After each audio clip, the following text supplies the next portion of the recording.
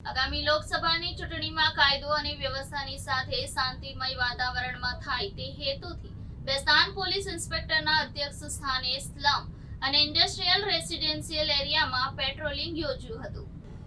લોકસભાની ચૂંટણી શાંતિપૂર્ણ માહોલમાં યોજાય તે માટે વહીવટી તંત્ર સજ્જ થયું છે, જેના ભાગરૂપે સુરત બેસ્તાન પોલીસ મથકની હદ વિસ્તારમાં પીઆઈ એચ.એમ. ગઢવીના અધ્યક્ષ સ્થાને ફ્લેગ માર્ચ યોજાઈ હતી, જેમાં બેસ્તાન પોલીસ સ્ટેશનના સ્ટાફ દ્વારા સ્લમ અને ઇન્ડસ્ટ્રીયલ રેસિડેન્શિયલ એરિયામાં પેટ્રોલિંગ યોજાયું હતું.